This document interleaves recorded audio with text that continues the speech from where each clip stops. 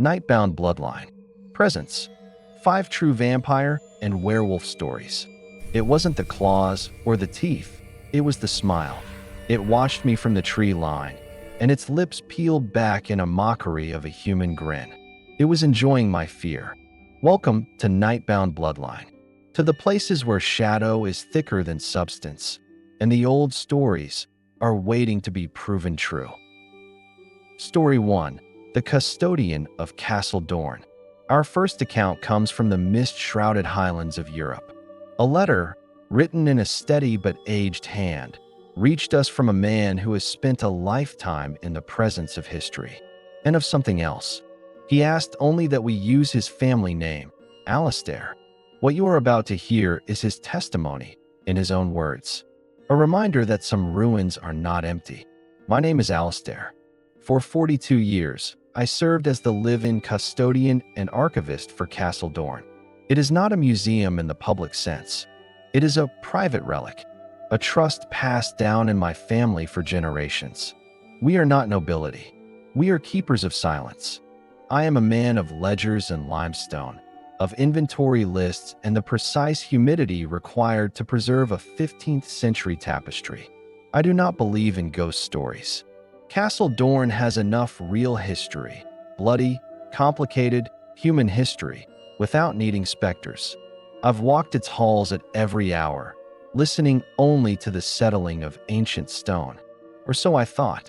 It began in the deepest part of winter, during a week of oppressive fog that bled the world to gray. The castle was closed to even the few scholars who visit. I was alone as I preferred. The first thing I noticed was the change in the air. Not the temperature, but the quality. It became heavy. Still, the usual drafts that whispered through the arrow slits simply ceased. It was the silence of a held breath. Then, the sounds began. Not the groans of the structure, but footsteps. Always one floor above me. A slow, pacing gait, up and down the length of the long gallery. I would climb the spiral staircase, my own footsteps echoing, only to find the vast, tapestried hall utterly empty, the dust on the floorboards undisturbed. Yet, the moment I returned to my library below, the pacing would resume. Thump, drag, as if one foot was terribly heavy. One night, I decided to wait in the gallery. I sat in an alcove, shrouded by shadow, a powerful electric torch in my hand, my one concession to modernity in the place. The fog outside pressed against the leaded glass like a suffocating blanket. And then it came, not from the door, from the corner. A patch of darkness deeper than the rest simply unfolded. It resolved into the shape of a man. Tall, impossibly gaunt, dressed in the tattered remnants of what might have been a nobleman's court finery from centuries past. His skin was the color of old wax, stretched taut over sharp bone. But it was his eyes, they were not reflective. They were flat, matte pools of obsidian that drank the faint moonlight from the windows. It turned its head toward my alcove with a jerky, avian motion. It hadn't seen me. It was listening. I stopped breathing. It took a step, and that's when I heard the sound I'd mistaken for a dragging foot. It was the soft, dry scrape of a long, wooden stake, trailing behind it, clutched in its pale hand. The point was darkened, stained with something ancient and terrible. It paced to the center of the room, directly over the stone seal of the family that once ruled here. It tilted its head back, and its mouth opened. No sound came out, but I felt a wave of profound, hollow hunger roll through the room. It was a thirst that had nothing to do with a body. It was a thirst for memory, for warmth, for the very pulse of time that it could no longer partake in. This was no ghost. A ghost is an echo. This was a presence, a custodian of its own eternal punishment. It knew I was there then. Those black eyes slid to mine. It did not snarl. It did not rush. It offered that ghastly, rictus smile, a crack in the wax, and took one silent step toward me. I fumbled with the torch, finally wrenching it on. A beam of pure, white LED light cut through the gloom and struck it full in the chest. It did not vanish. It recoiled. A hiss, like steam escaping a tomb, slithered from its lips. It raised a claw-like hand against the light, not in pain, but in utter, furious revulsion. It was an offense, a violation of its ancient darkness. The thing dissolved back into the pooling shadow of the corner and was gone. I left Castle Dorn that night. I tend to its ledgers from a cottage in the village now. The family trust pays for a security system, for lights that burn in every room from dusk till dawn. I have never spoken of this to the Historical Society. What would I say? That I shared my home with a vampire? Not a bat, not a romantic fiend, but a residual, hateful hunger made flesh, a creature that paced the halls it cursed in life, guarding its own damnation? I know what I saw. And sometimes, on the foggiest of nights, I look up at the castle on the hill and see a single, dark window in the long gallery. A window where the light has inexplicably failed. Story 2. The Confession on Route 47. Our second story moves from ancient stone to modern asphalt. It was submitted to a law enforcement forum we monitor by an officer who has since taken early retirement. His statement was corroborated by his dashcam footage, though the relevant portion was reportedly corrupted. He goes by Officer M. This is his report. I've been a patrol officer for 15 years. My jurisdiction is mostly rural, long stretches of highway, farm country, patches of dense state forest. I've seen my share of weird.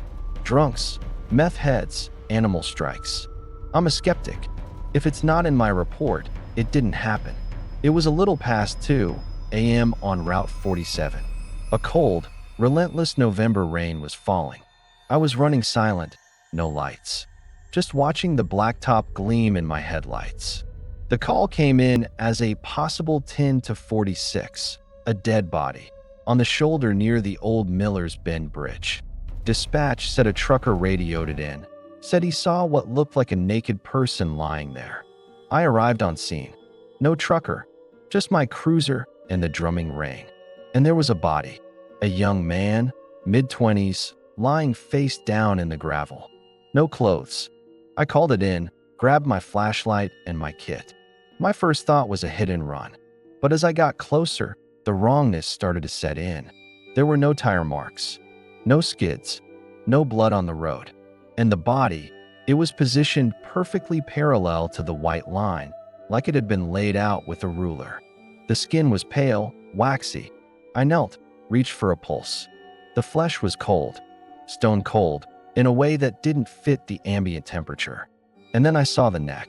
2 puncture wounds. Not ragged, not animal bites.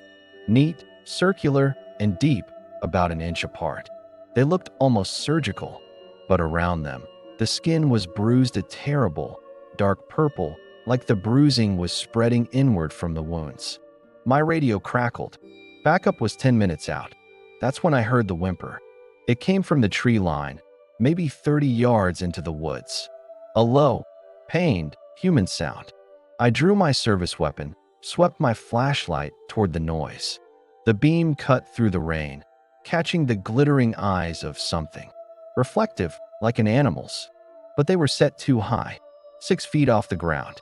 Police, show yourself, I shouted. The thing stepped forward.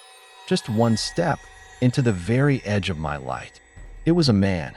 At least, it had the shape of a man. Naked, covered in a sheen of rain and mud. No, it was coarse, dark hair.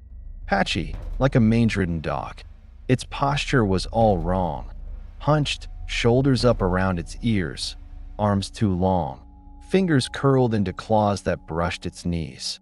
Its face was a nightmare fusion, an elongated muzzle, but with a human nose, lips pulled back from yellowed teeth that were too broad, too flat.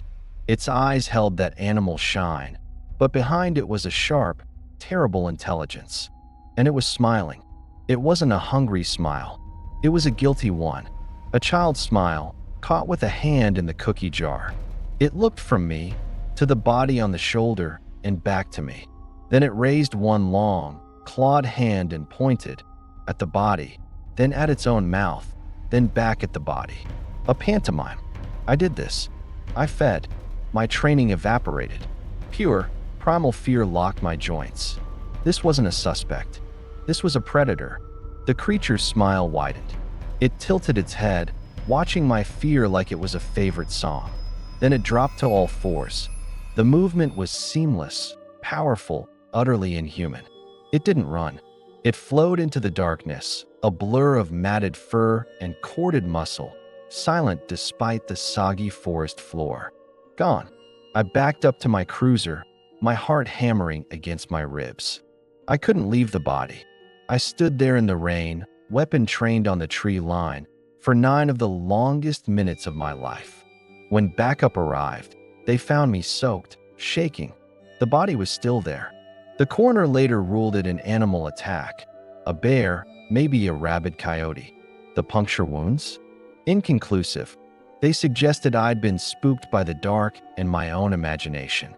I took my pension 2 months later. I can't look at the woods the same way, because I know what I saw wasn't just an animal. It was something that remembers being a man, something that understands guilt and takes a perverse pleasure in showing it to you.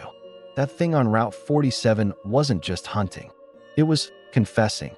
Story 3, The Blood Moon's Invitation. Our third story comes from a place of perceived safety, a family cabin, a retreat from the world.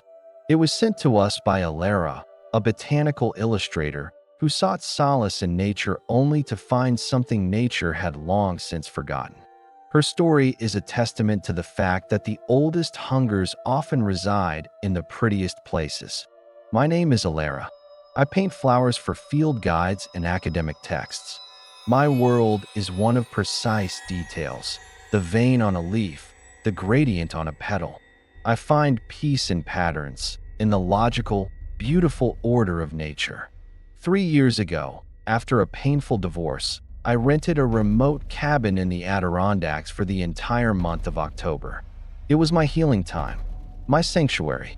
The cabin was perfect.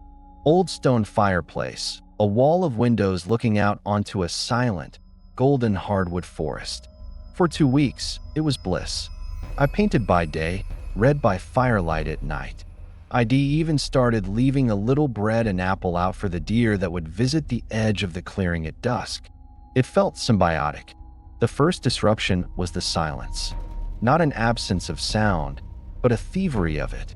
One evening, the crickets just stopped. Not a gradual fade. A switch was flipped. The wind died. The forest held its breath. I felt it standing at my kitchen sink, a sudden, visceral pressure between my shoulder blades. The feeling of a stare so intense it has weight. I peered out the window. At the tree line, where the deer usually gathered, stood a figure.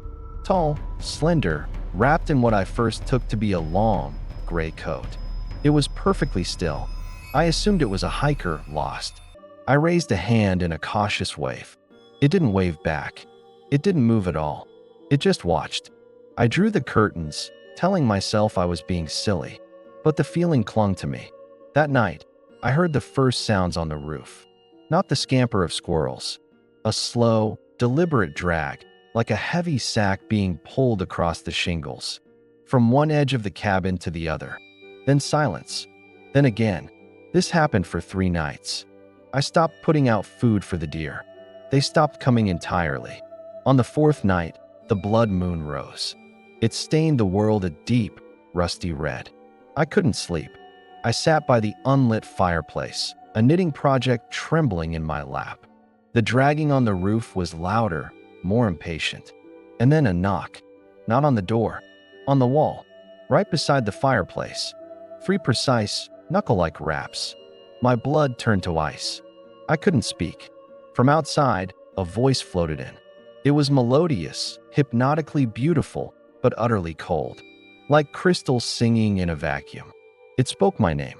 Alara, it knew. The air is so cold out here. Your fire is so warm. Let me share it. The logic in that voice was its most terrifying weapon. It was reasonable. It was polite.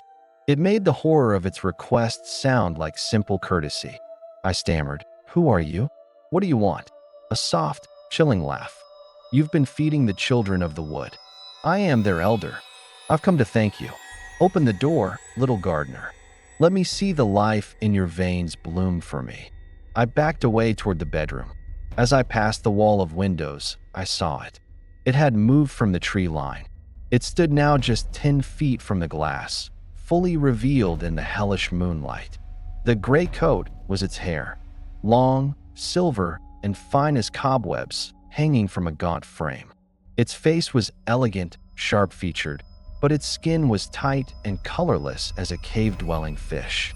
Its eyes were solid, reflective silver, like mercury. And its mouth, when it saw me looking, its lips parted in a smile that showed needle-thin teeth, far too many of them, crowding its mouth like shards of glass. It wasn't asking to come in. It was convincing me to invite it. I ran to the bedroom, barricaded the door with a dresser. All night, it circled the cabin. Its beautiful, terrible voice whispered through the keyhole, under the door, offering wonders, companionship, eternal beauty if I'd just step outside. It described the taste of sunlight on a forgotten memory, the scent of a childhood fear, with the precision of a poet. It didn't threaten. It seduced. I survived until dawn. The second the sun broke the horizon, the voice ceased. I packed my car in a blind panic and fled. I left all my art supplies, my books, everything. I sold my car when I got home. It felt contaminated. I moved to a city with relentless, artificial light. Botanists ask why I no longer paint from life, why I only work from photographs. They think I'm afraid of bugs or bad weather. They don't understand. I'm not afraid of nature. I'm afraid of the intelligence that sometimes watches from within it. The thing in the Adirondacks didn't want my flesh. It wanted my all. It wanted to be admired as it drank me dry. And sometimes, on very still nights, I can almost hear that crystalline voice calling from the dark corner of my studio, praising my latest work. Story 4. The Dust Drinker of the Night Highway. Our fourth account takes us to the vast, lonely plains of the American Midwest. It was sent to us by a long-haul trucker who goes by the handle Road Slug. His testimony came via a series of audio logs, recorded during his runs. This is not a story of a haunted forest, but of something that thrives in the emptiness between points of light. Name's Mike. Been piloting an 18-wheeler for going on 20 years. You see a lot of strange things on the night roads. Lights in the sky, deer that stand too still. Most of it's just tired eyes. I've never believed in cryptids or boogeymen. My philosophy is, if it don't show up on the thermos of coffee, it ain't worth worrying about. This happened on I-80, crossing Nebraska. Flat, black land for miles. Just me, my rig, and the white line. It was about 3 a.m. I had the cruise set, talk radio mumbling low. Up ahead, I saw a figure on the shoulder, hitchhiking. Not unusual, though stupid at that hour. As I got closer, my high beams caught him. He was tall, wearing a long, dark duster that flapped in the wind. He had his thumb out, but he wasn't looking at the road. He was staring straight into the plains, his back to me. Something about his posture was rigid, unnatural. A little voice said, "Don't stop." I blew past him. In my side mirror, I saw him turn his head. Not his body, just his head, a full 180 degrees, to watch me go. The hair on my neck stood up. Could have been a trick of the shadows. I shook it off. An hour later, I needed a bladder break. I pulled off at one of those barren rest stops, a concrete slab, a rusted picnic table, a single burned-out light pole. No other cars. The wind out, there was a living thing, howling across nothing. I did my business quick, the cold biting through my jacket. As I turned back to my cab, I saw him. The hitchhiker.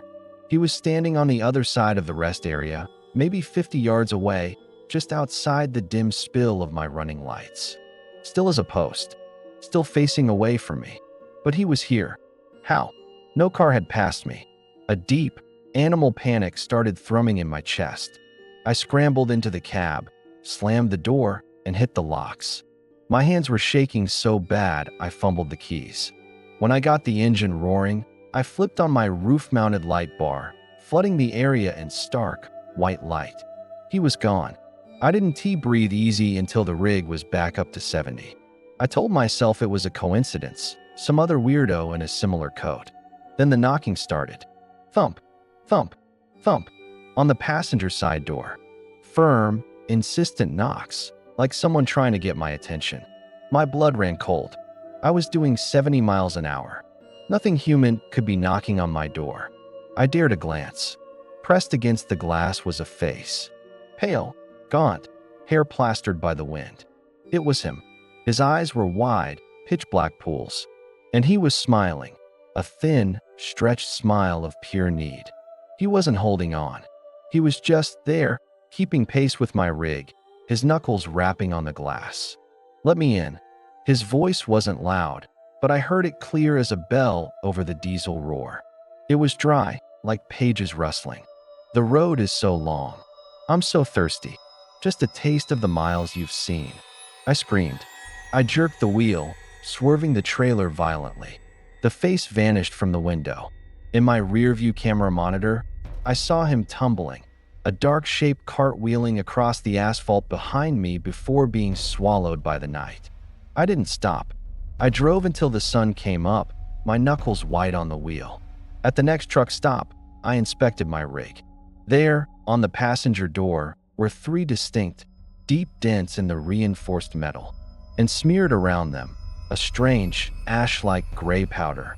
I reported it to the State Patrol as a possible attempted robbery. They took a report, did nothing. I still drive that route. I have to, but I never stop between midnight and dawn. Not for anything. And I've seen him since. Not often. Sometimes he's just a standing shape in a distant field, facing the road. Sometimes, in the corner of my eye in the rear view, he's in the bunk behind me, lying still. I know what he is. He's not a ghost. He's a parasite of the highway, a dust drinker, a vampire that doesn't feed on blood, but on distance, on loneliness, on the sheer exhausted life that leaks out of you on these endless night runs. He doesn't want to kill you. He just wants a ride. Forever. Story 5. When the forest began to speak. Our final story is perhaps the most visceral, a clash between modern science and ancient, physical nightmare. It comes from Dr. Eris Thorne, a former wildlife biologist whose career ended in a remote research station.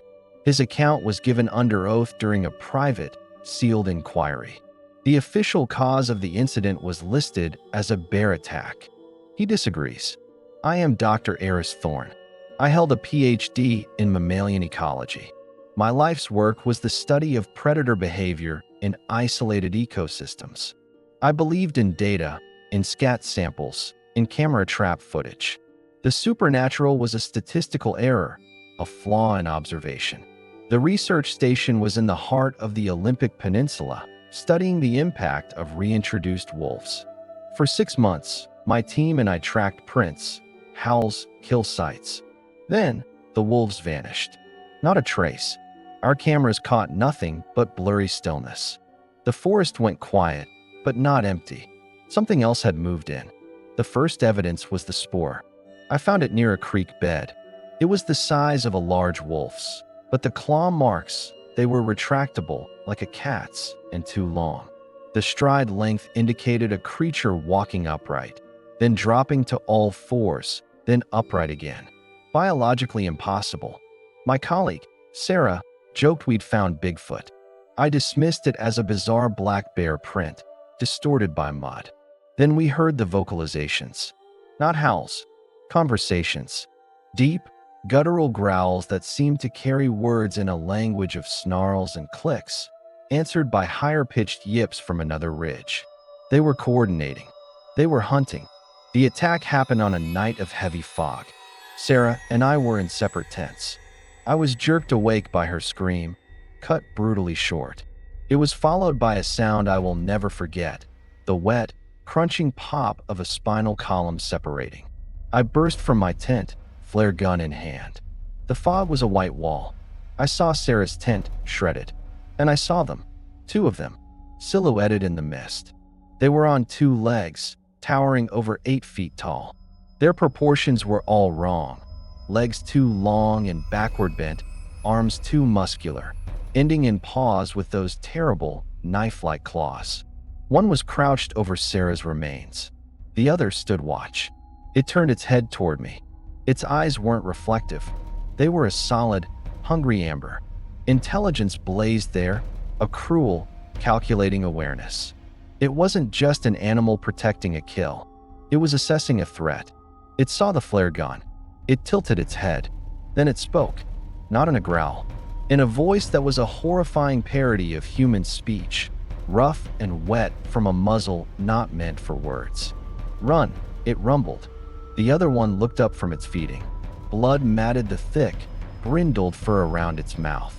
It smiled, a ghastly stretching of lips over too many teeth, and repeated, "Run."